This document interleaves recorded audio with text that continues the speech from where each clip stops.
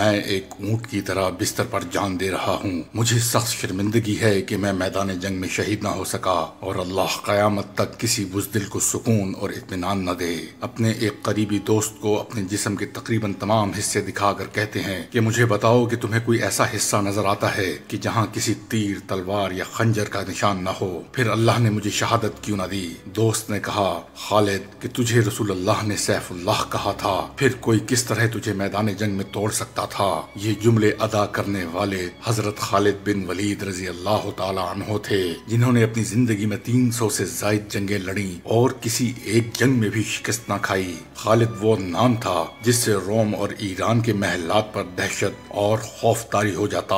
خالد نہ صرف اسلامی تاریخ بلکہ پوری تاریخ انسانی میں خالد سے بڑا کوئی جرنیل نہیں گزرا۔ جب خالد رضی اللہ تعالی عنہ کا انتقال ہوتا ہے تو مدینہ میں کوہرام پپا ہو جاتا ہے، اور خالد کے قبیلے کی عورتیں بین کرتے ہوئے مدینے کی گلیوں میں نکل آتی ہیں۔ حضرت عمر یہ شور سن کر اپنا درہ اٹھاتے ہیں اور باہر نکلنے کی کرتے ہیں۔ اپنے ایک ملازم سے پوچھتے ہیں کہ یہ عورتیں ماتم کیوں کر رہی ہیں، تو ملازم ان کو بتاتا ہے کہ یہ خالد کے انتقال پر ماتم کر رہی ہیں۔ حضرت عمر وہیں رک جاتے ہیں اور اپنا درہ واپس رکھ کر کہتے ہیں کہ ان کو ماتم کرنے دو، رونے والے خالد جیسوں پر ہی رویا کرتے ہیں، ان کا رونا دکھاوے کا نہیں۔ خالد پیدائشی طور پر جنگجو تھے۔ خالد کی تربیت ان کے والد ولید نے کی تھی، اور خالد نوجوانی ہی میں قریش کی عسکری قوت کے قائد بن چکے تھے۔ لیکن سوال یہ پیدا ہوتا ہے کہ یہ تمام فنون سپاہ گری تو عرب میں عام تھے، اور تقریباً عرب کے تمام مرد یہ فنون جانتے تھے، لیکن ایسی کون سی وجہ تھی کہ خالد نے صرف 3 سال کے عرصے میں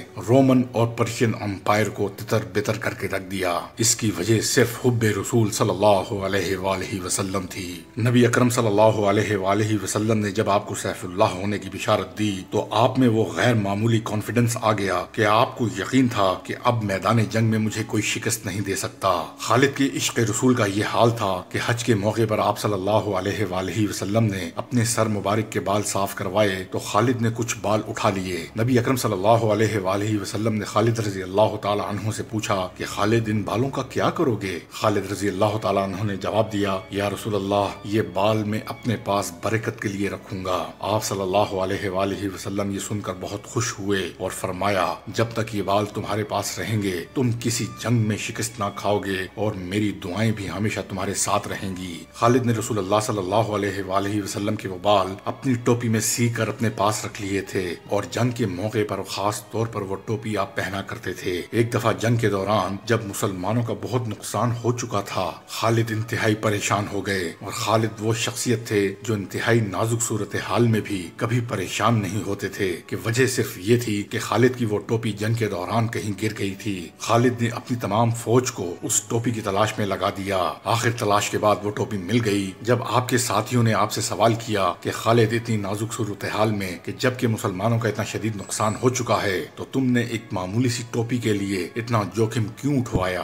آپ نے جواب دیا کہ اصل میں میری طاقت یہی ٹوپی ہے، اسی کی برکت سے اللہ مجھے ہر میدان میں فتح دیتا ہے۔ حضرت خالد بنیادی طور پر خود سر اور اپنے فیصلے خود کیا کرتے تھے۔ رسول اکرم خالد کو جس طرح ہینڈل کیا کرتے تھے وہ بھی اپنی مثال آپ تھا۔ جن باتوں پر دوسروں سے سرزنش اور پوچھ گچھ کی جاتی تھی، خالد رضی اللہ تعالی عنہ سے ان باتوں پر صرف نظر کر دیا جاتا تھا، اور خالد رضی اللہ تعالی عنہ کے ساتھ یہ رویہ نہ صرف نبی اکرم صلی اللہ علیہ وآلہ وسلم کے دور میں بلکہ عہد صدیقی میں بھی جاری رہا۔ ان تمام واقعات کی تفصیلات آپ کو ہماری ویڈیو میں آگے چل کر ملیں گی۔ اصل میں رسول اکرم کی شفقت اور محبت کی وجہ سے خالد رضی اللہ تعالی عنہ کا کانفیڈنس کا یہ حال تھا کہ جب عہد صدیقی میں کہ خالد ایک ایرانی شہنشاہ کو خط لکھتے ہیں تو اس خط کے الفاظ پر ذرا توجہ کیجیے۔ ایرانی شہنشاہ کو مخاطب کرتے ہوئے آپ کہتے ہیں، یا تو اسلام قبول کر لو یا جزیہ دو، اگر پھر بھی انکار ہے تو تم نہیں جانتے کہ تمہارے پاس کیا چیز آنے والی ہے اور کیا چیز تم سے ٹکرانے والی ہے۔ جو لوگ میں تمہارے پاس لے کر آ رہا ہوں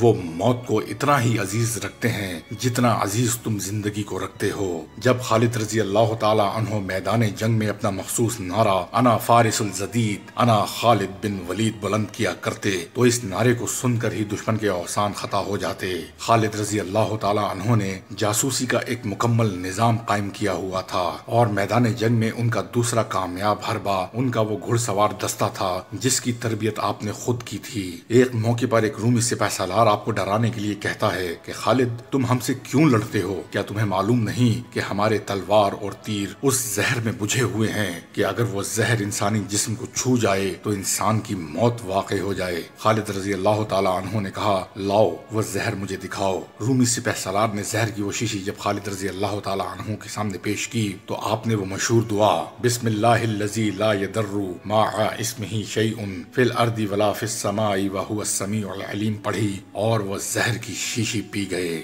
حضرت خالد بن ولید نے میدان جنگ میں ایسے مافوق الفطرت کارنامے انجام دیے کہ جو عقل انسانی سے ماورا ہیں۔ اس ڈاکومنٹری ویڈیو میں پیش کیے جانے والے تمام واقعات انتہائی عرق ریزی اور مستند کتب تاریخ اور احادیث کی کتب سے لیے گئے ہیں۔